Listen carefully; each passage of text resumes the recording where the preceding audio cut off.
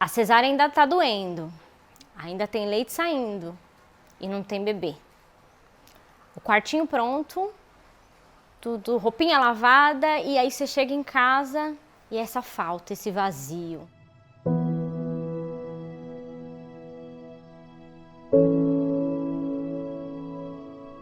E aí tem hora, depois os dias vão passando, que ficar em casa começa a atrapalhar, não ajudar.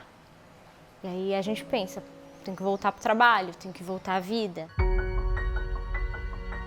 Eu precisava de alguém que entendesse exatamente o que eu estava passando, e aí eu fui procurar ajuda, na internet mesmo. Foi quando eu conheci o Instituto do Luto Parental. E eu vi que tinham reuniões quinzenais de grupo de apoio ao luto e resolvi participar. E foi nesse processo, ouvindo outras mães e me sentindo num lugar seguro para contar a minha história, que eu decidi reunir essas mulheres para partilhar com o mundo como é que é viver com o colo vazio. Em 2021 eu fiquei grávida e foi a melhor coisa que aconteceu na minha vida. A menstruação não tinha nem atrasado ainda, mas eu já sentia que eu estava grávida. E aí eu acordei ele, eu falei, amor, a gente tá grávida. E aí fiz xixi lá, tremendo e tal. Na hora que eu li grávida, porque era daqueles que vem escrito, eu não sabia o que fazer com aquela informação. Não foi uma gestação planejada, mas ela foi muito desejada e muito amada. Nem teve assim pensamento, eu vou falar pro meu marido de um jeito, de outro. Tô grávida, tô grávida. E eu não sabia se eu queria ser mãe ou se eu me sentia cobrada, se era uma pressão social, eu não sabia. E eu passei muito tempo lendo, pensando, fazendo terapia, até chegar um momento que eu percebi que sim, que eu tinha uma vontade. Desde o xixi foi, uau, que loucura, que loucura, que loucura, eu vou ser mãe. Gente, aquele positivo mudou tudo, mudou tudo. Acho que foi a minha última lembrança da minha vida anterior, só pode. Porque dali pra frente mudou tudo. Comprei um conjuntinho de roupa do time preferido dele e falei, bom, vou mostrar, né, com uma carta e com um teste de gravidez, né, e contar ali para ele. Eu já me senti mãe dela, meu filho já se sentiu irmão mais velho, já falando o que ele ia fazer, o que ele ia ensinar, o que ela ia poder comer, não ia poder comer. E eu fazia teste de gravidez todos os dias praticamente, porque eu não acreditava que aquilo era possível, sabe? A gente fez tudo que a gente podia. A gente tinha se preparado 10 anos para aquilo acontecer. Fiz chá de bebê, convidei todo mundo. Comprei o enxoval, com 6 meses de gestação, eu tinha berço, tinha carrinho, tinha roupa, tinha tudo. Não faltava nada pra minha filha. Eu ia começar a lavar a roupa já dela para deixar tudo certinho. Nós ouvimos o coraçãozinho deles praticamente toda semana. Fizemos tudo o que a gente pôde, procuramos obstetra, procuramos convênio, procuramos tudo para entender como é que era tudo muito novidade pra gente. Então a gente já estava preparado, a gente estava assim, numa vibe, tem remédio, tem medicina, vai dar certo. E foi uma gestação maravilhosa, eu me sentia muito feliz, grávida, muito realizada. Eu lembro até que eu pedi para uma amiga minha ir buscar o exame de sangue no laboratório e estava demorando para sair o resultado. Aí ela me mandou a foto do resultado, ela falou, você tá muito grávida. Meu nome é Adriana Souza, tenho 33 anos e sou produtora cultural. Eu sou a Renata, sou filha da Ana e do Valdir, sou companheira do Gabriel, sou professora de escola pública, sou leitora, bordadeira e mãe do Luiz. Meu nome é Andressa, eu sou mãe do Antenor, sou empresária do ramo do varejo, estou me formando doula. Meu nome é Estrela, eu sou atriz, preparadora e professora de atores, sou filha da Ana Dalva, do Flávio e da Java, sou casada com o Conrado e eu sou mãe da Alegria. Meu nome é Fabiana Lima, eu tenho 48 anos e eu sou mãe de 7 bebês que não chegaram a nascer. Meu nome é Mine Sotani, tenho 41 anos, sou professora e consteladora familiar. Eu tenho 3 crianças lindas. O Léo, que está aqui nesse plano, que é minha vida, meu sorriso, e meus 2 anjos, que é a Melissa e o Max.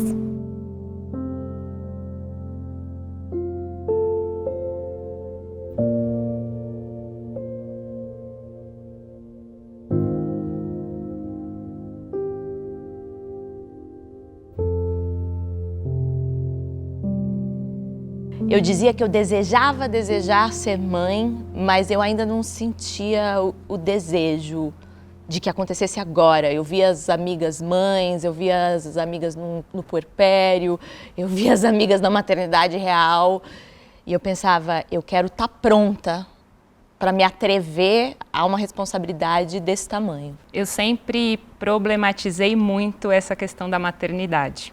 Para mim, essa coisa de ser mãe sempre foi algo a se pensar. Quando a gente está num relacionamento heteronormativo, essa cobrança vem muito forte, né? Vai ter filho quando? Quantos filhos? Você está ficando velha.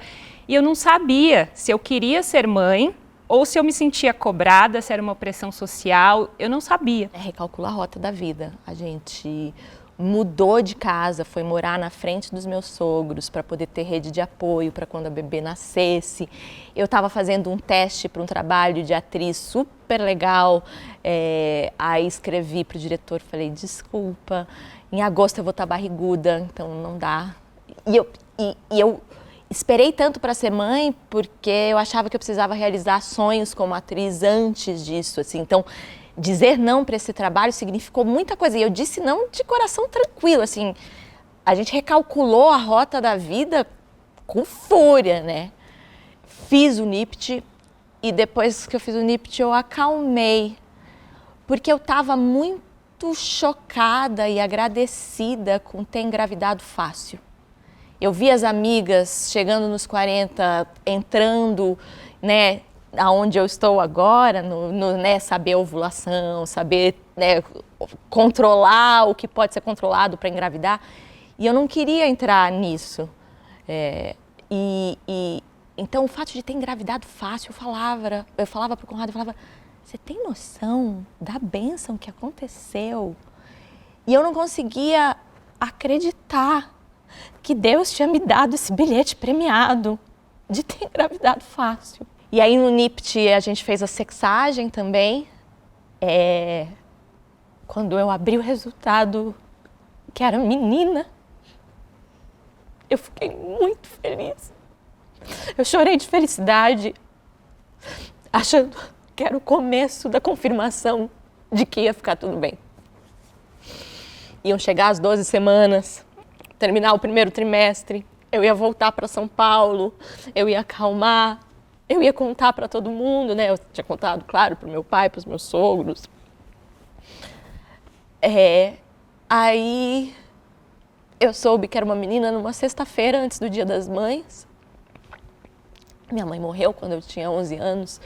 Então, o Dia das Mães sempre foi um dia difícil por ser filha. Então, era a primeira vez que eu tinha um Dia das Mães como mãe, com o presente de saber que era minha menina tão desejada. E em 2021 eu engravidei. Foi uma surpresa bonita. E a minha gravidez, ela foi extremamente tensa, porque com 12 semanas de gravidez eu comecei a sangrar. E eu sangrava muito.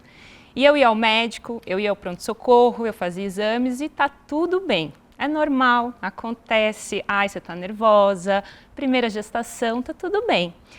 E eu achava muito estranho, né? Porque, para mim, eu estava menstruando e grávida não menstrua.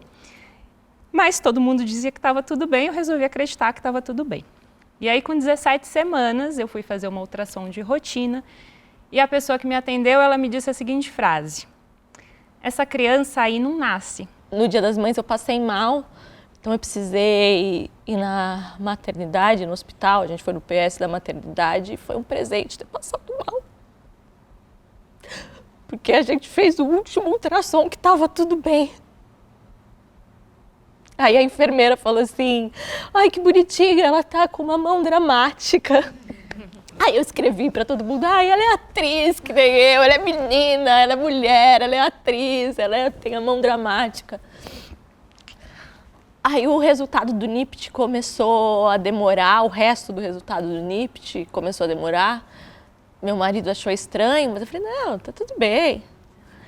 E aí eu fiquei vendo o resultado, como eu achava que ia estar tudo bem, eu ficava simplesmente refreshing o navegador no celular. Aí um dia eu estava no Uber, na Avenida Atlântida, no Rio de Janeiro, perto do mar. E aí quando eu abri,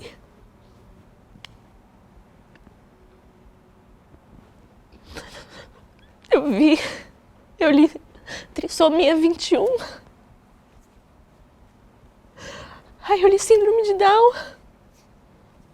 Aí meu mundo desabou. E foi comprovado que sim, que a nossa criança tinha uma cardiopatia grave, o coração dele era muito grande e provavelmente ele teria uma síndrome genética. E o que me deram como direcionamento era esperar. Espera, porque o coração dele logo vai parar de bater e aí a gente induz o parto. E aí eu precisei conviver com a ideia de eu tô grávida, tem um coração que bate dentro de mim além do meu, tem uma vida em mim, eu tô grávida, mas ele vai morrer, tá? Então, dentro de mim era aquela coisa, não se apega muito, que vai acabar já já. A gente foi no médico especialista em medicina fetal. Ele falou, vamos abrir um ultrassom, vamos ver os outros sinais para comprovar isso. Aí vimos a translucência nucal. Aí ele falou, você quer continuar vendo? Eu falei, quero. Aí ele foi pro coração. Aí o coraçãozinho dela já não estava batendo bem. Aí ele já avisou que a qualquer momento o coração podia parar. A gente falou com outro médico que confirmou que a qualquer momento o coração podia parar. Então eu podia decidir se eu ia esperar o corpo expelir naturalmente, não sei se esse é o termo correto, ou fazer uma indução de parto. Eu preferi fazer a indução de parto. E aí uma coisa mágica, não sei se mágica, mas para mim foi lindo, aconteceu, porque o ultrassom sem batimentos cardíacos tinha sido numa segunda-feira. A gente voltou para casa, dormi. Na terça-feira minha bolsa estourou. Então eu acordei com aquele líquido escorrendo e eu achei lindo, assim. Aí entramos na maternidade, né, mostramos o ultrassom, fomos para a salinha da perda, foram bem desajeitados com a gente na salinha da perda, veio uma médica grávida, eu falei, você tá grávida? Ela teve uma crise de riso, foi assim, ó, mas eu consigo lidar com essas coisas. Vieram 2 outras mães que tinham acabado de receber a notícia nos ultrassons, aí eu fiquei consolando elas, aí precisava fazer mais um ultrassom, eu falei, gente, eu já sei, eu preciso mesmo passar por isso. Fomos para o quarto, também foram péssimos com meu marido. Você não precisa ser psicóloga, você não precisa ser uma profissional da área da saúde para que você seja uma boa companhia, uma companhia de qualidade para alguém que vive um desafio do teu lado. E esse é o meu maior desejo. Com certeza. Então, assim, eu sou psicóloga, amo minha profissão, mas eu sempre digo que eu não gostaria, às vezes, que a minha profissão fosse necessária. Porque se a gente tivesse desde sempre gente que pega na mão, e que tem essa qualidade de presença, essa qualidade de escuta, né? Isso seria parte da vida. Sim. Né? A gente sempre teria alguém aqui, ó, pra gente se apoiar e para caminhar junto e para atravessar. Minha mãe, desde criança, dizia que ia ter uma filha chamada Estrela. Desde 2012, eu falo que eu vou ter uma filha chamada Luz. E algo, desde o começo da gravidez, me dizia que essa ainda não era a Luz. Eu achava que talvez fosse ser menino. E a gente se referia a ela como a Alminha Neném. E era Alminha Neném antes de saber se era menino ou menina. E quando a gente soube que era menina, era Alminha Neném menina. Que a gente ainda não sabia. E depois de descobrir a síndrome de Down, depois de saber da cardiopatia, depois de saber tudo que poderia acontecer, eu senti muito forte que o nome dela era Alegria. Porque foram 3 meses de alegria, foram 3 meses de muita, com enjoo, com crise de ansiedade, com tudo isso, mas assim, embaixo de tudo, era muita alegria. Então esse é o nome dela, Alegria Strauss Vidal. E era isso, eu quis dar para a Alegria toda a celebração possível de nossa primeira bebê. A vida é muito, a gente não consegue dizer o que ela é, mas ela é muito clara. E a vida no ventre também era muito clara. Né, até antes de tudo isso, ela estava aqui. Quando eu voltei para casa, ela não estava aqui e isso era uma dor horrorosa, assim. Toda uma romantização do processo, às vezes, da própria gestação, da própria maternidade. Eu já tive, né, a Estrela trouxe, nossa, tá no seu contrato, em caso de luto. E eu já recebi de gestantes, o seu contrato me incomodou, porque você fala em caso de luto. E eu respondi, em caso de luto, eu não vou te deixar na mão, né? Eu vou estar com você. Mas é curioso como a pessoa estranha, porque ela não quer Não vamos entrar falar em contato sobre com isso, porque parece que se eu falar sobre isso, você está prevendo que algo vai acontecer. E um lugar como, vamos só acreditar que vai dar tudo certo. Terminando esse processo, eu acreditei, mas eu acreditei mesmo que tinha acabado. Acabou, né? Poxa, triste, lamento, é uma pena, mas agora eu vou retomar minha vida. Só que a dor não passava. E aí eu comecei a entender que do mesmo jeito que lá atrás eu tinha dúvidas, né, sobre será que eu quero ser mãe ou a sociedade me obriga a ser mãe, eu comecei a perceber que tudo aquilo que falam pra gente de logo você vai ter outro, era só um embrião, era só um feto, vamos lá, a vida que segue, eu percebi que eu também ia ter que desconstruir tudo isso, porque tudo isso estava dentro de mim.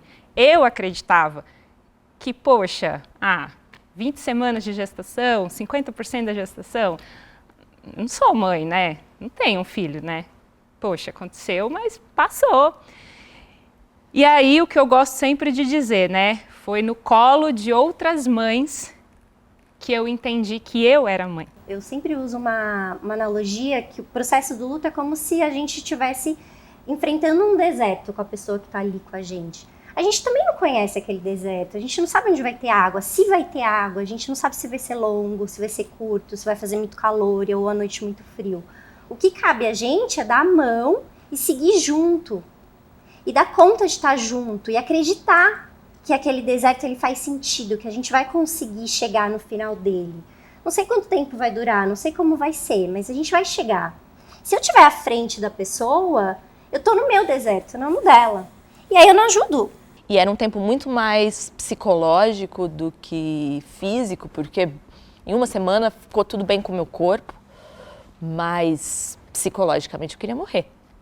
Era isso, eu queria morrer.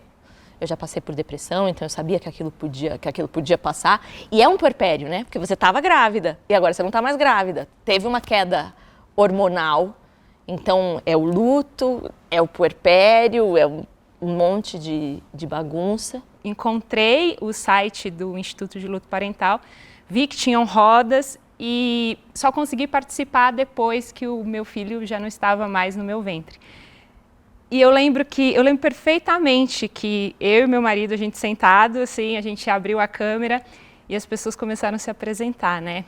Então, eu sou a Carol, mãe da Júlia. Eu sou a Lígia, mãe da Laura. E aí eu olhei para a cara do Gabriel, o Gabriel olhou para minha cara e o nosso filho não tinha nome. E a gente não se via como mãe de alguém e pai de alguém.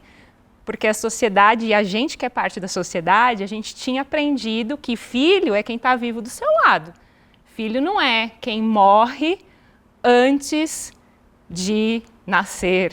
Eu não sabia como eu queria ser recebida. Eu não sabia se eu queria que as pessoas tocassem no assunto, eu não sabia se eu queria que as pessoas me abraçassem, eu não sabia se eu queria que as pessoas fingissem que não tinha acontecido nada, eu não sabia, porque, na verdade, nem eu tinha noção do tamanho dessa dor. Então, eu não podia dizer para as pessoas como elas deviam me acolher se eu não estava entendendo a dor que eu sentia. E quando eu entrei em sala de aula, os estudantes olharam para mim, né, e disseram: professora, eu sinto muito pelo que aconteceu. Eu sinto muito pela morte do seu filho. Eu falei, nossa, eles validam a existência do meu filho. Um processo que eu estava com dificuldade de entender, que eu tinha tido um filho, que eu era mãe. Então, as falas deles, a maneira como eles lidavam com aquilo, foi me ajudando. E aí o tempo passou, o tempo foi passando, chegaram estudantes novos na escola e a gente como mulher, acho que é uma das perguntas como mulher adulta que a gente mais tem que responder é: você tem filhos? E no início desse ano, chegaram pessoas novas na escola e elas diziam: professora, você tem filhos? Não. professora, você é mãe? Não, eu não conseguia falar. Até que um dia eu estava ali na frente e uma senhora falou, professora, você tem filhos? Aí eu respirei fundo, eu falei assim, tenho. O nome dele é Luiz, ele viveu muito pouco, mas hoje ele está aqui no meu coração. E aí eles ficaram em silêncio, essa senhora olhou para mim e falou assim, mas é isso que importa, professora, o que importa é o coração. E a partir desse dia eu consegui sempre responder que sim, que eu sou mãe, que eu tenho um filho, que o nome dele é Luiz e que ele é um bebê breve. A alegria é e vai sempre ser e pode ser a nossa primeira filha e o quanto ela pode para sempre ser presente na nossa história, ser presente na nossa fala, ser presente na nossa família. E é isso, assim, entre as coisas que eu tenho aqui, eu tenho as fotos dela e eu dei uma dessas fotos para o meu pai e meu pai colocou essa foto num porta-retrato. Que meu pai ter colocado a foto dela num porta-retrato para mim foi assim um reconhecimento, uma legitimidade da existência dela. E essa caixa é um presente que duas amigas minhas, a Pri e a Maria Paula, mandaram. Então aqui tem várias coisas. Aqui tem minhas cartinhas para ela. Aqui tem um livro que eu achei outro dia. Nesse livro aqui tem uma personagem que é a Júlia. Aí eu mandei uma foto para Carol. Falei, olha, a Alegria e a Júlia estão brincando no céu. Aqui tem o caderninho de tudo, assim, desde a gestação e depois as anotações que eu fui fazendo já durante o luto. Aqui, porque sempre soube, né, que a minha filha, meu filho, quem quer que venha daqui para frente, já tem a avó lá em cima. Então, minha tia, irmã da minha mãe, colocou vovó Landinha, porque ela falou, eu vou ser vó da sua filha. Neném. Essa aqui é minha preferida. Essa aqui é lembra que eu falei que eu peguei no braço de uma estranha no banheiro? E aí eu contei para os atores da série que eu estava preparando, que chama A Vida Pela Frente. E aí eu contei a história do banheiro, aí ela fez o desenho, sou eu pegando no braço da estranha. E é, né, o elenco e os diretores me dando parabéns. A placentinha! A placentinha! E aí eu fiz um arranjo com as flores, porque eu ganhei muitas flores. E eu acho importante falar das flores e falar da caixa, falar do presente, porque é isso, as pessoas reconheceram a dor. E eu acho que isso é fundamental para a gente conseguir andar, né? Aqui são cartas e bilhetes, esse aqui é do meu pai. Aí eu falei também que amigas que quisessem colocar cartas para Alegria, a gente podia colocar aqui.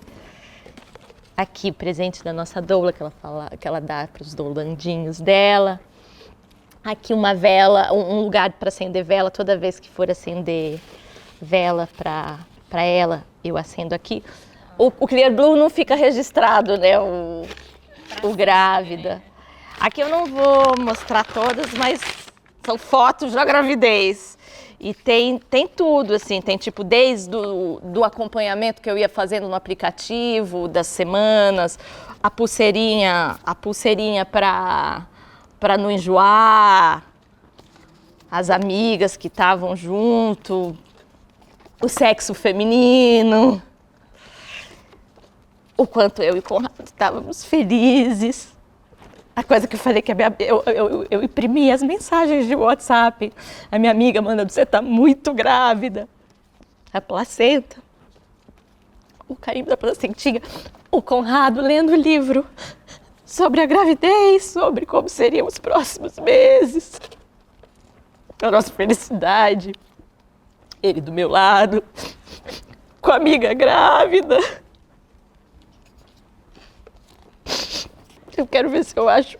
Eu fiquei, mesmo ficando pouco tempo grávida, como eu sou meio magrela, a barriga apareceu. Eu dei, de Dia dos Pais, eu dei pro Conrado um porta-retrato com essa foto. A festa, que eu tinha uma amiga hospedada em casa, a festa que ela fez quando eu descobri a gravidez. Aqui tá o grávida. Aqui, Rio de Janeiro, manhãzinha de 29 de março. Dia seguinte do teste de farmácia, indo pro exame de sangue. Que loucura, que alegria. Bem-vinda seja essa alminha no meu corpo e nas nossas vidas. Detalhe ainda para Pentes, na ilusão de que eu ia ficar menstruada. Eu com ela no colo, na maternidade. Eu curtindo a barriga crescendo. Aqui, o tamanhinho dela. Aqui, né, a placentinha, ela e o carimbo da placenta. Aqui ela, no meu peito.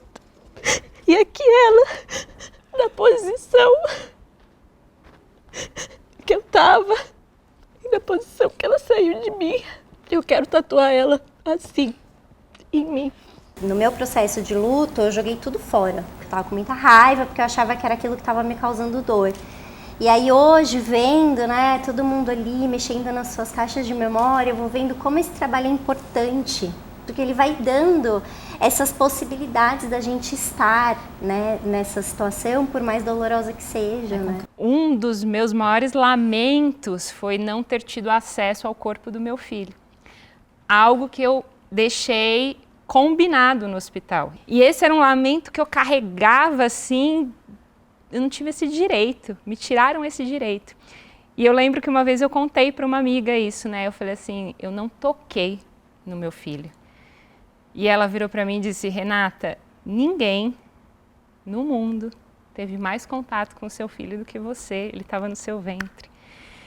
E aí aquilo para mim, sabe, me levou para um outro caminho. Então, toda vez que eu tenho essa chance de contar e recontar o que foi, né, essa gestação extremamente conturbada, esse processo de indução de parto extremamente violento, cheio de negações, eu acho que eu tenho a chance de ressignificar, eu tenho a chance de construir a minha maternidade, que é uma maternidade totalmente distante da ideal, mas que é a minha. E por ser minha, é tão especial. Eu sei que eu sou mãe, eu sei que o Conrado é pai, eu sei que várias pessoas na sociedade não entendem isso, então se elas não entendem, eu entendo. Então eu já chego com esse entendimento para não ser diminuída aí, né? E eu acho que é isso, poder falar, ter as rodas, ter o grupo, ter vocês, estar aqui. Honrar a existência da alegria, honrar a minha maternidade, honrar a paternidade do Conrado é fundamental no meu processo de elaboração do luto. Eu falava assim, mãe, nunca ninguém vai saber essa história. Eu não vou contar para ninguém, porque ela é uma história muito triste. E a minha mãe olhava assim para mim, ela falava, filha, eu acho que um dia você vai querer contar e vai ser importante. E eu falava, não, essa história não. E hoje eu percebo que sim, né, que eu não sei se é importante para as pessoas ouvir, mas é importante para mim falar, porque, como eu disse, é a minha maternidade. É a que eu tenho e é a que eu gosto, porque é a minha. Risco o nome do meu filho, dos nossos filhos, na folha seca. A agulha perfura a superfície, sobe e desce, prende a linha. Clarice e Júlia, Melissa e Max, Antenor e Alegria, Luiz e mais 7 bebês de um ventre de amor, alinhavados. Bordo para segurar, arrematar com nós fortes, o desejo de ver essas crianças aqui com a gente. Mas minha arte é efêmera, breve, tem textura de vida. Resseca, deforma, morre e dá saudade, como tudo aquilo que gostaríamos que fosse para sempre.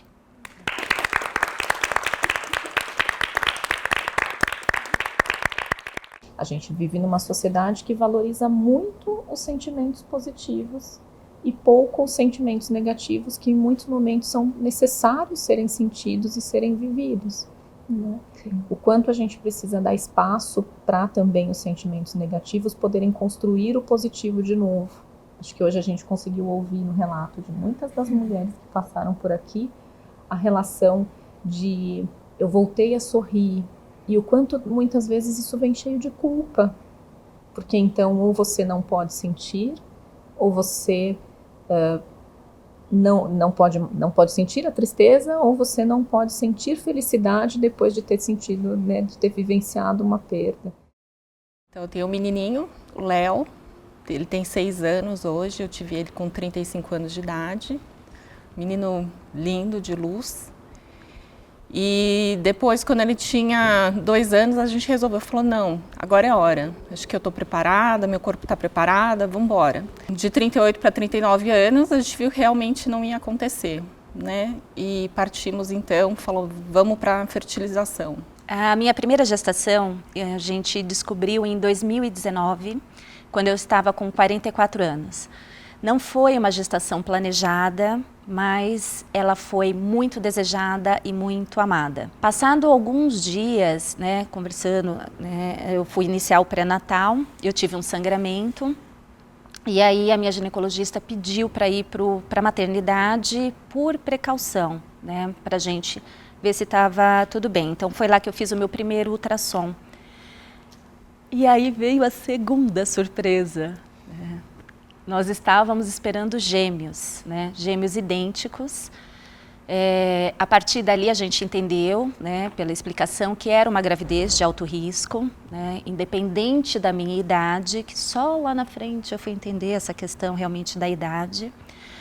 Mas, e também a condição em que eles estavam, né, na mesma bolsa e dividiam a mesma placenta. Nós ouvíamos o coraçãozinho deles praticamente toda semana, né? E durante 4 semanas seguidas, né, nós ouvimos, né? É um ultrassom um pouquinho mais demorado, porque você ouve os dois. Toda a fertilização, ela exige tempo, ela exige seu corpo, exige a parte financeira, mas a gente queria muito, a gente tinha muito amor mesmo para dar. E foi uma felicidade tão grande, tão grande. Eu acho que nesse momento, assim, eu já me senti mãe dela, meu filho já se sentiu irmão mais velho, já falando o que ele ia fazer, o que ele ia ensinar, o que ela ia poder comer, não ia poder comer. Um dia, no ultrassom de rotina, né, a médica foi fazendo o exame, a gente percebeu que ela estava demorando, né, ela não falou nada. E aí, quando ela tirou o aparelho, ela falou, não tem batimento, né? A gestação não evoluiu. Só que você não consegue processar essa frase, porque você só está esperando ouvir de novo, né? Esse sonzinho que, sei lá, na minha opinião, é o som mais lindo do universo, né? Eu lembro que eu falava para minha obstetra, eu falei, mas eu fiz tudo direitinho. E eu queria justificar, né, porque vem algum lugar de culpa também, né, o que eu fiz, né, sendo que não era isso, né.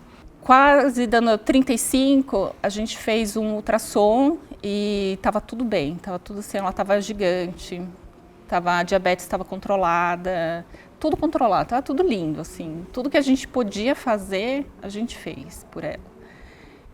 E com 35 semanas e alguns dias, eu fui na médica e ela falou assim, nossa, finalmente a gente pode ficar tranquilo.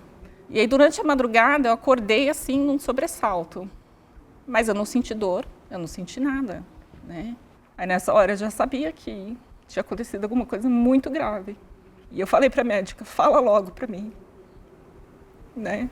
Eu sei que aconteceu alguma coisa. Ela falou, realmente, não tem batimento cardíaco. E às 7 da manhã eu fui para o centro cirúrgico. Eu me lembro que eu fui colocada na cama, eu já estava com as pernas amarradas, eu ainda não estava sedada, eu tinha ali um médico e tinha 2 enfermeiras que estavam ali enquanto as minhas lágrimas estavam caindo, mas assim um choro silencioso, porque eu não queria chorar compulsivamente, né? Elas estavam conversando sobre amenidades, né, sobre o dia, como se, né, assim, fosse um procedimento rotineiro, e eu acredito que até seja, né? Mas eu estava ali com os meus 2 bebês mortos, né? Quando eu acordei, no término, né, do procedimento, eu estava separada, mas junto com outras puérperas das cesáreas. E elas vão para aquela área de recuperação com os bebês, né? Ali no bercinho de acrílico, ali do lado delas. E a gente estava separada só por uma cortina. Então eu ouvia, né, os grunhidinhos, os chorinhos, eu ouvia os parabéns, né, para elas. E quando eu acordei, a enfermeira abriu, e aí ela veio, né, no procedimento, que foi perguntar de 0 a 10, quanto está a sua dor? É que ela não perguntou a dor da alma, né? Hoje eu penso um pouco, eu reflito sobre isso, né? Eu ia dizer qual delas. Qual delas, né? Que dor, de que dor você está falando? Mas na minha cabeça só veio que era fisicamente. E eu falei, pelo amor de Deus, me tira daqui. O mundo está completamente desconectado, as pessoas estão protocolares. Quantas vezes eu já tive situações com a equipe de enfermagem de falar, não, mas essa pessoa precisa ser colocada num lugar diferente, isso daqui é muito violento. Ela, mas a gente não pode. Eu falei, mas por que a gente não pode? Quem falou que a gente não pode? O processo de luto de uma gestação que ela está muito no comecinho, ela é muito invisibilizada, né? Primeiro porque a gente nem se sente mãe, a gente não se sente no direito de sentir mãe, porque foram 8 semanas, são 2 meses, né? Então o que a gente mais vai ouvir, né, das pessoas? E aí eu acho que esse é um segundo momento. Depois da frase, não tem batimento, o coração parou de bater, as frases que a gente mais ouviu nesse processo foi: Deus sabe de todas as coisas, ainda bem que foi no comecinho, logo vocês têm outro. Mas e se ele tivesse algum problema, alguma doença? E daí vai, né? E essas frases são muito cruéis. Elas são cruéis porque a gente entende que as pessoas, de alguma forma, estão tentando nos consolar, mas essas frases não consolam, né? Essas frases só fazem dizer: pare de sentir o que você está sentindo, pare de chorar, pare de reclamar, pare de sentir a dor, pare de sentir a tristeza, né? E na hora da cesárea, que a gente descobriu que ela faleceu por conta de um nó verdadeiro no cordão umbilical. E aí a gente partiu para a cesárea e foi assim, minha experiência de hospital foi horrível. Eu também tive ela num grande hospital especializado em São Paulo, mas que não souberam me acolher. As pessoas muito me perguntam como que se prepara para um desfecho triste no momento de um parto. E eu sinto que a gente ainda está num lugar que se fala-se da humanização do parto, com tantos ruídos do que significa realmente humanizar, que quando acontece um desfecho inesperado e triste, as pessoas percebem que aquele preparo que não existiu e não teve faz uma falta tremenda, porque sim, é preciso muito se preparar para isso. Quando você traz essa questão da humanização, acho que é um pouco o que é pensar de fato que é até contraditório a gente dizer humanizar sendo seres humanos, né? O quanto a gente entra em protocolos automáticos mesmo dentro da humanização. As enfermeiras não sabiam, entravam no quarto, não sabiam que ela tinha morrido. E outra veio falar, olha, você tem que liberar o corpo da sua filha. Eu falei, mas eu nem saí daqui, como que eu vou liberar o corpo? Né? O que vocês querem que eu faça? E o segurança do hospital que falou assim, não, se a mãe está aqui, ela decide o que fazer. Ninguém vai mexer nela. Né? Precisou ser um segurança de hospital, não foi um enfermeiro, não foi o técnico, não foi a administração, o segurança que teve bom senso de falar isso. O que se pode falar, né, de um velório? Foi lindo, ela estava linda. Estava linda, um bebê lindo. A gente já estava com a mala do hospital, então foi a roupinha que ela ia usar. E meu filho pôde estar lá. Ele deu um livro para ela, O Pequeno Príncipe, que eu sempre li para ele. E foi assim, foi uma despedida muito difícil. E assim, meu mundo rasgou ali. Depois de 18 meses, nós tivemos uma segunda gestação. E aí, nessa gestação, o sentimento ele muda, porque você até tenta, mas você não consegue sonhar mais. Você só quer que o coração do teu bebê esteja batendo até o próximo ultrassom. E nós ouvimos o coraçãozinho do nosso bebê por mais, na primeira semana, na segunda. E na terceira semana, quando ele estava com 9 semanas, eu tive um pequeno sangramento, a gente correu para o hospital, nós ouvimos o coração do bebê, mas com aquele período gestacional, né, o coração tinha que estar em 180. Então, na sexta-feira, quando nós fizemos o exame, ele estava pulsando às 180. E os batimentos no domingo, quando a gente correu para o hospital, ele estava em 90. E aí eu até perguntei, mas tem batimento? Ela falou, tem. Né? Hoje, eu tenho comigo que o meu bebê, né, diferente do que aconteceu com os gêmeos, ele estava se despedindo da gente. Pediram para a gente repetir daqui 2 dias, e aí foi quando a gente descobriu que realmente não tinha batimento. Nesse meio do processo do luto, tinha um outro processo junto com ele, que era, você vai fazer outra fertilização? Por quê? Porque eu já tinha 40 anos, né? Meu corpo ele não está ficando mais jovem. Infelizmente, para a mulher, a gente tem o nosso relógio biológico. Então, junto com o luto, eu tinha que me reconstruir e ficar forte o suficiente, porque eu não queria ter outro filho ou assim, fazer o processo com medo, com dor, ou pensando que esse outro filho teria que substituir a Melissa. Ninguém vai substituir, né? E fizemos, e a gente colocou esse embrião, o Max, dia 10 de maio de 2022. Eu falei assim, eu vou comprar um teste, porque eu tenho certeza que ele está aqui.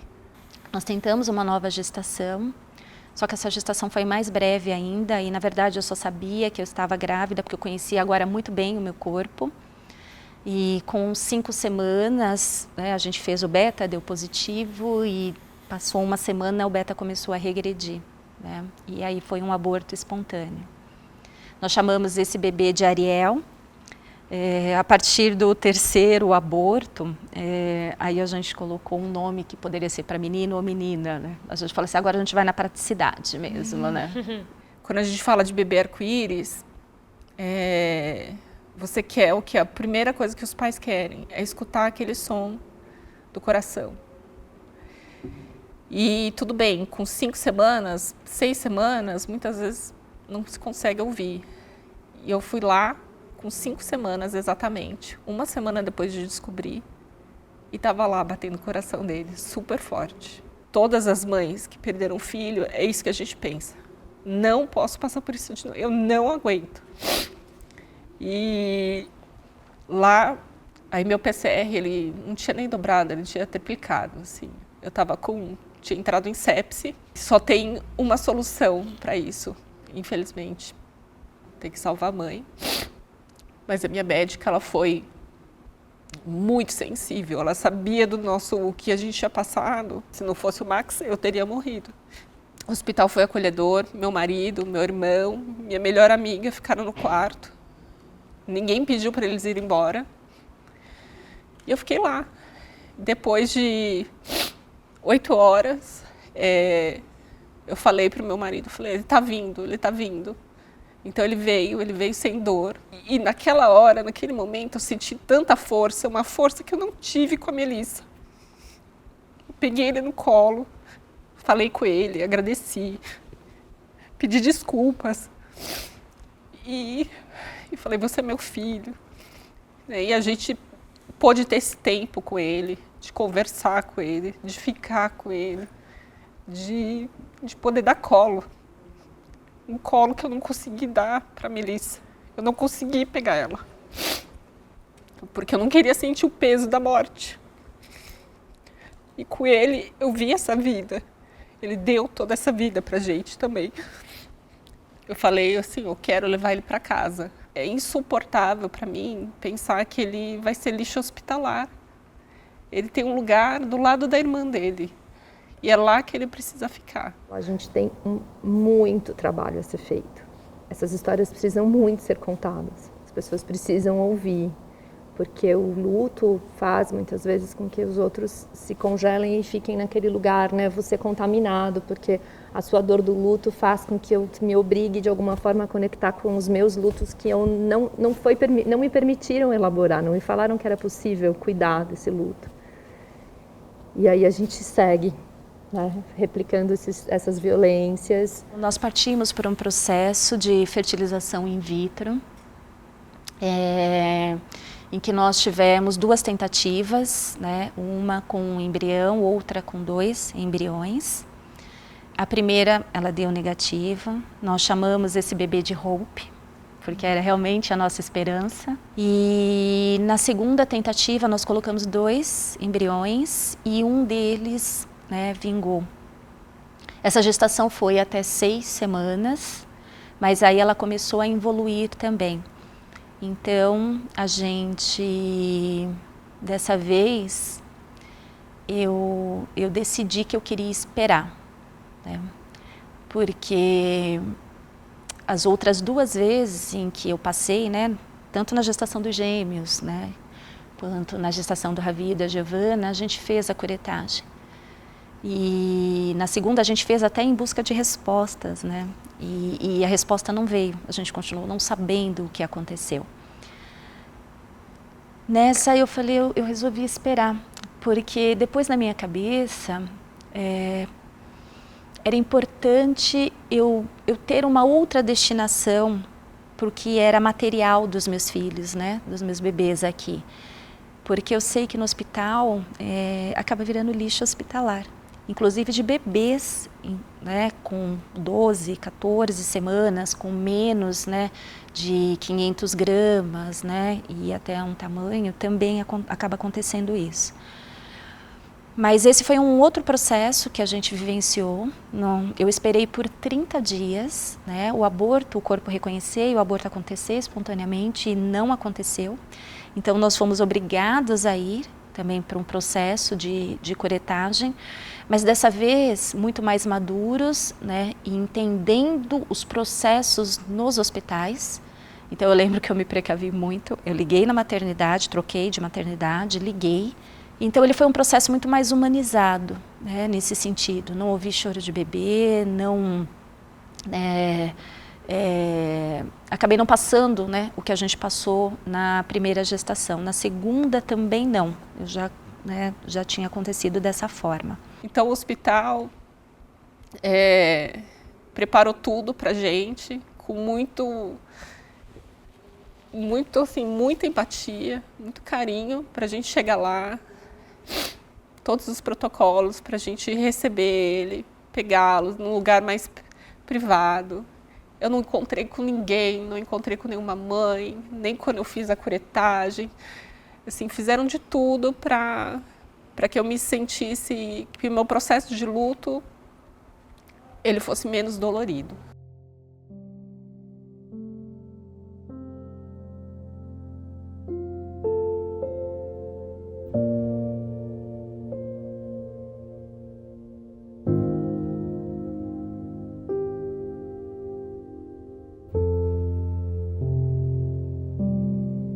E no Instituto foi o lugar onde eu encontrei ali o espaço para chorar. O espaço para dizer, eu tenho medo de esquecer, porque eu não peguei eles no colo. Eu não enterrei os meus bebês, eu não vou lembrar disso. E foi importante entender que a gente não esquece, né? A gente não esquece. Dentro do Instituto, eu ouvi falar a primeira vez sobre caixa de memória, né? Eu falar, caixa de memória, né? E aí, o que é a caixa de memória? É onde você pode colocar o que você tiver referente à tua gestação. Mas eu falei assim, mas eu não tenho nada, né, da gestação. E aí a gente começou a perceber o quanto os pequenos detalhes, essas coisas são importantes, né? Então eu procurando na internet, eu conheci um trabalho de um mestre, o mestre Elias José, que é paraibano, que faz essas esculturas. E aquilo me tocou de um jeito assim tão profundo, assim tão forte, que eu falei assim, nossa, eu quero. É a gestação dos meus gêmeos, né, dos bebês. E isso foi importante eu colocar ela num espaço e ter aquele espaço, acender uma vela quando sentisse a necessidade de acender uma vela, né?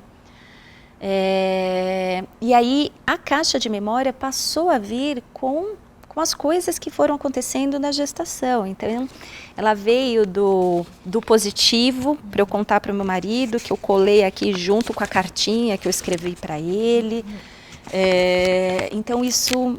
E é bacana, né? Gente, não sai, né? Não sai. É a marca que realmente fica, né? E é a marca deles, né? O beta-HCG está aqui. E aí, o que mais eu tinha? Tinha o cartão da gestante. Opa, vai para a caixa. Foi o primeiro livro que os meus bebês ganharam, né? Da mini biblioteca que eu tenho em casa, acho que foi o primeiro livro, né? Que eles ganharam. Então, essas coisas vão trazendo memórias para a gente, porque quando eu sinto a dor, eu sinto a saudade, ir para este espaço que, né, ele diz muito dentro ali de uma caixa, que me faz lembrar. Eu sou de uma geração que mandava cartas, pessoal, com selo, escrita, né, e você colava selos, né, e manuscrita. E eu senti que isso era um processo muito importante, né? Então, toda vez que batia dor, que batia saudade, porque eu converso com os meus filhos, né? Eu leio historinhas para eles também. Eu escrevia. E escrever foi um processo realmente muito importante, né? Aqui na elaboração, né, do nosso luto. Então, você vai chorar, você vai sorrir, você vai sentir raiva, né? Em alguns processos eu lembro que eu não senti raiva, porque eu também não me permitia, porque a gente costuma, né, adjetivar os sentimentos, né? Isso é bom, isso é ruim, e sentimento é sentimento. Então foi importante, não só a terapia, mas conhecer também, né, as pessoas no grupo, para entender isso, né? Que sentimento é isso, a gente acolhe, e depois a gente trabalha, né? A gente vai lidando com eles. Então, eu acho que toda vez que eu ajudo, eu também me curo. Já tive dificuldades homéricas, né? Porque as pessoas não estão preparadas para a morte, ainda mais a morte de bebês e ainda mais a morte de bebês que não chegaram a nascer. Então, as pessoas às vezes perguntam para você, você tem filhos? Tenho 7. Eles só não estão aqui comigo. No grupo da família, todo mundo sabe. Falou lá Dia dos Pais, Dia das Mães. Se vai citar nominalmente, né, os nomes, vai citar a gente também. Porque esse também é um processo de aprendizado para quem está fora dessa nossa realidade. Porque as pessoas não falam, as pessoas não conversam sobre isso. Se você não sabe o que dizer, não tem problema, mas não diga estas frases, né? Foi melhor assim, né? Deus sabe de todas as coisas, logo você tem outro, como se um filho substituísse o outro, né? Ninguém diz isso quando, sei lá, o teu pai ou a mãe falece, né? E você não chega para ninguém e diz, olha, tem um asilo aqui do lado, né? Você não quer pegar um outro para colocar no lugar do seu pai ou da sua mãe, né? Ninguém fala isso, né? É absurdo o que eu estou falando, mas é assim que soa na cabeça da gente. Quando você diz, né? Que logo você tem um outro filho, como se ele fosse substituir, e não é isso, né? Não é esse lugar. Por isso que para mim foi importante nomear os nossos bebês, porque eles têm lugar na nossa família, eles têm lugar na nossa vida, na nossa casa e na nossa árvore genealógica. Um dia uma sementinha pousou no meu ventre. Ali surgiu um elo de amor. Era o meu Antenor. O girassol no meu jardim, do tamanho de um gergelim. Eu sentia crescer a nossa conexão. Nada disso era em vão. Antenor me ensinou a ser mãe. Sentir os seus chutes me fazia bem. Ali já não imaginava a vida sem o meu neném. O verão, minha estação preferida, chegou, mas dessa vez não trouxe luz. O medo escureceu meus olhos. O hospital virou meu quarto. Como assim já estão falando de parto? Antenor chegou pequeno demais, eles diziam. Pequeno para eles, gigante para nós. Um guerreiro, nosso meio quilinho de gente, meio quilinho de pura bravura. Cada detalhe dele, uma gostosura. 21 dias ele viveu e na presença de muito amor, ele morreu. Então a rima que eu jamais pensaria, Antenor e dor. Nunca imaginei que levantar da cama seria tão desafiador. O meu colo tá vazio e tá difícil de entender. Como é que pode todo mundo simplesmente continuar a viver?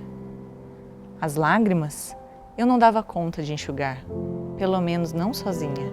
Descobri que aquela dor não era só minha e que a partilha ajuda a melhorar, nem que fosse uma pontinha. O acolhimento me fez lembrar que a dor só existe porque existe amor. E a minha rima preferida, eu preciso gritar, Antenor e amor. Sabe aquele elo que se formou? Ele nunca vai se quebrar. Filho, eu para sempre vou te amar. Amarelo, amarelo. Eu passei mal um dia. Até então os exames, na teoria, né, até hoje a gente sabe que eu já estava apresentando alguns sinais, que esses sinais eles foram negligenciados pelo ultrassonografista, pelo obstetra, mas até então estava tudo bem. E daí nesse dia que eu passei mal, parecia uma virose, sabe? Essas dores foram aumentando. Eu fui dia sim, dia também no hospital, no pronto-socorro, não entendi o que estava acontecendo e de repente eu descobri que todos os meus exames estavam alterados e que eu estava com uma doença muito grave da gestação, que é a hipereclâmpsia, com uma complicação que é a HELP síndrome. Então é um conjunto de sintomas que levam a mãe a ter um parto de emergência. E a gente fez exames, aí eu tive a minha pressão, já estava dando sinais de que não estava indo bem. Eu estava tendo alterações hepáticas e aí a gente ficou de olho nisso. Até que a minha pressão subiu e eu precisei ser internada. E aí no dia 28 de dezembro de 2021, eu tive que ter um parto de emergência. A médica entrou no meu quarto, eu não chorava, porque eu pensava, se eu chorar, ela vai sentir, vai ser pior. Mas quando a médica falou, a gente vai entrar em cirurgia, ela entrou, eu falei, doutora, meu almoço, eu tô com fome. Ela falou, a gente vai entrar em cirurgia, você não pode comer. Aí eu falei, quando? Ela falou, já estão preparando a sala, 15 minutos a gente tá lá.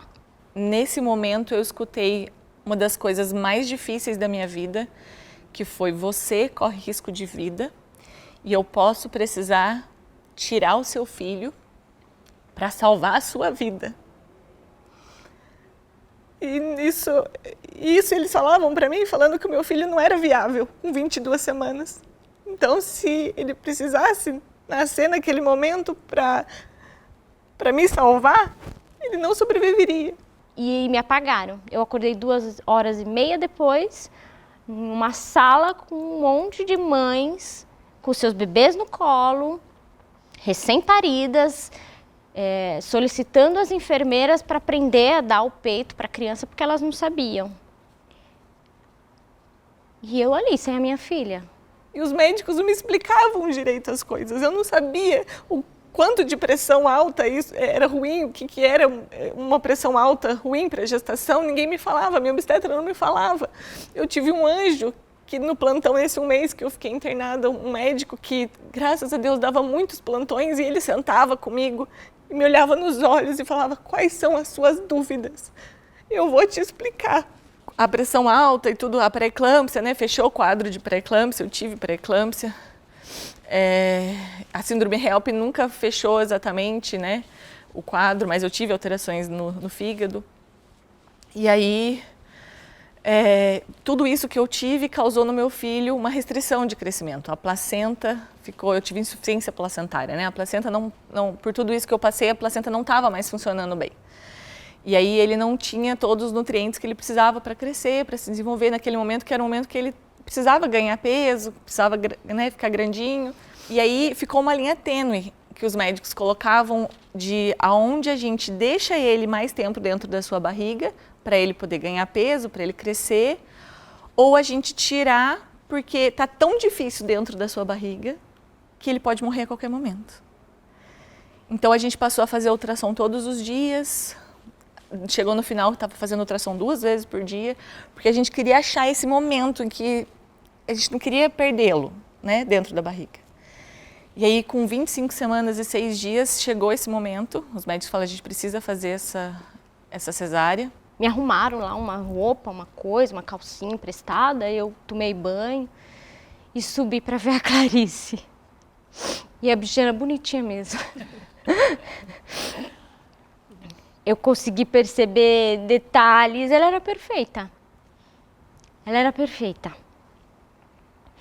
Mas estava naquela incubadora. Eu escutei um chorinho, parecia um miado.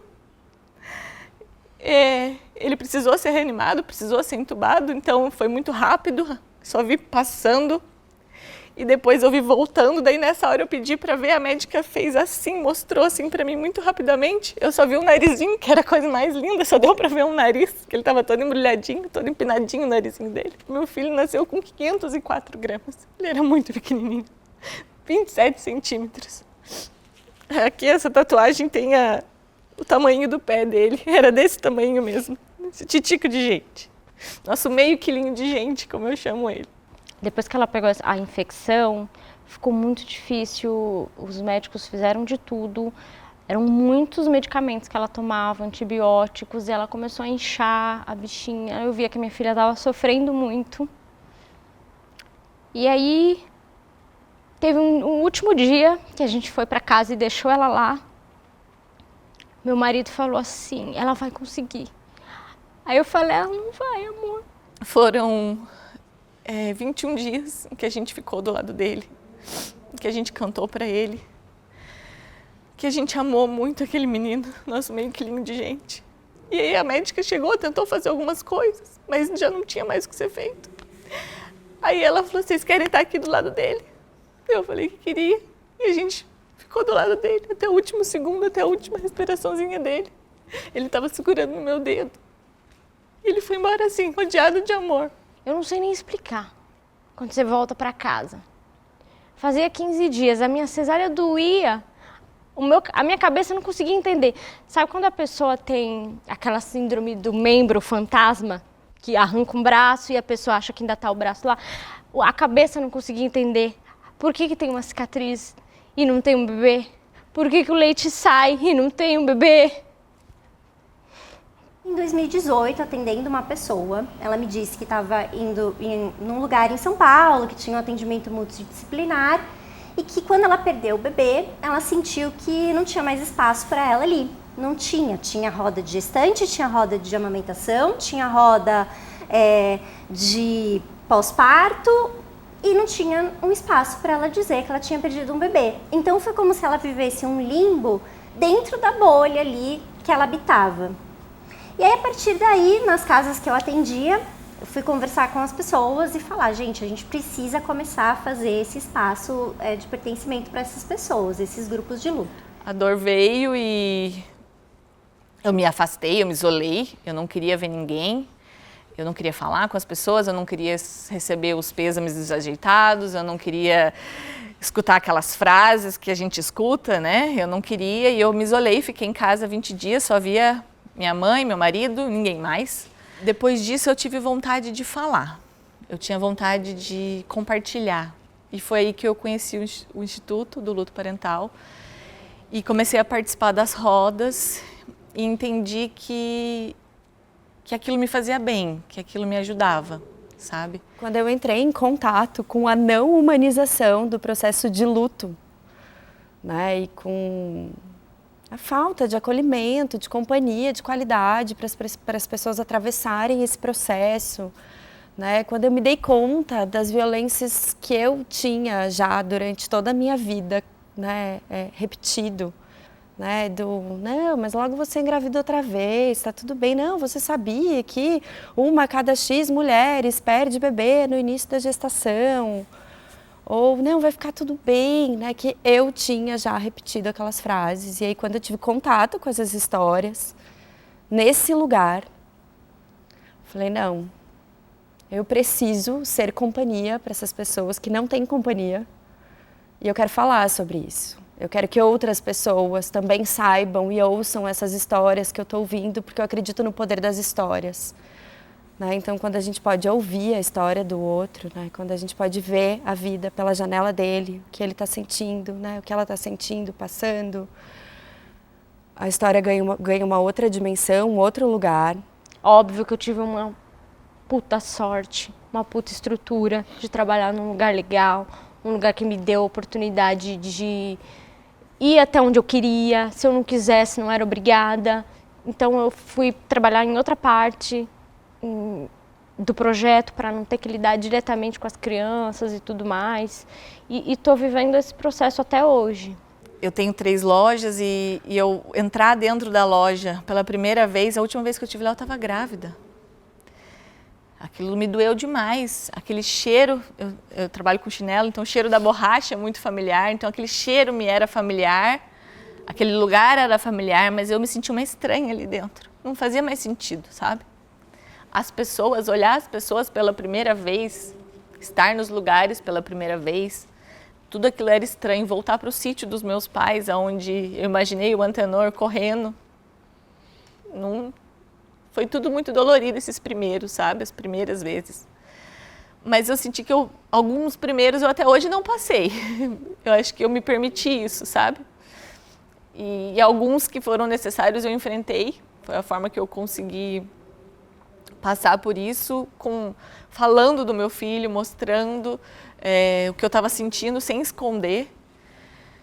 E comecei a mudar, assim, sabe, coisas na minha vida, aquilo que não fazia sentido mais, na verdade nada fazia sentido, né, mas eu tentei encontrar coisas que pudessem me ajudar, e aí, eu que não estava bem, eu tenho a questão da culpa muito com o meu corpo, pela pré-eclâmpsia, por tudo isso que eu contei para vocês, eu tinha brigado com o meu corpo, sabe, e eu fui entendendo que eu precisava fazer as pazes com o meu feminino, fazer as pazes com o meu corpo. E eu consegui fazer isso quando eu comecei a fazer um curso de doula. Eu estou me formando doula. E aí isso começou a fazer sentido na minha vida, trazer sentido de novo para a minha vida. Falar do meu filho fazia sentido. Eu sou mãe. Eu quero falar do meu filho. Esse processo de elaborar o luto, tudo isso que eu busquei fazer, de algumas coisas enfrentar, outras não, de me permitir quando eu não estava bem, de mudar um pouco o caminho das coisas que não faziam mais sentido. Todo esse processo de elaboração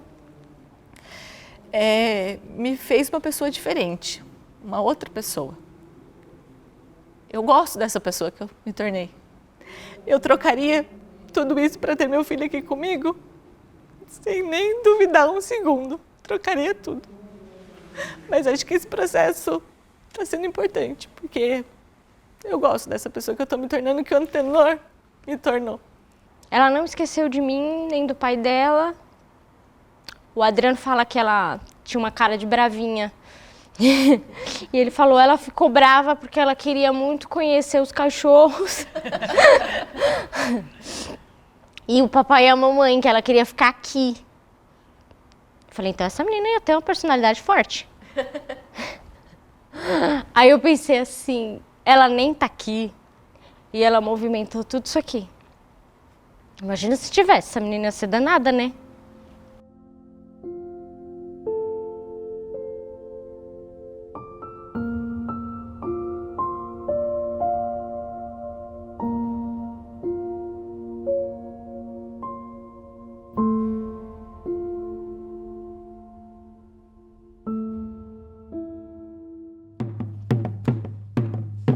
Lá no céu tem um anjo que veio visitar, me falar sobre o amor, partiu e não voltará. Mudou tudo aqui, em sua breve visita, me falou sobre o amor, e eu chorei sua partida. Lá no céu tem um anjo que veio visitar.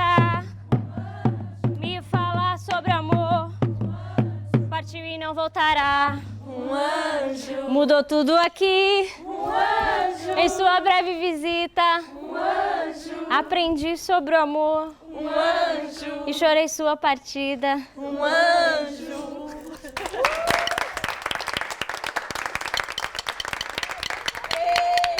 Ai, que lindo! Que lindo jeito de finalizar. Gente, que... Lindo, lindo, lindo, lindo. Gratidão, tá? Muito. Aqui tinha um papel de parede bem bonito, de arco-íris.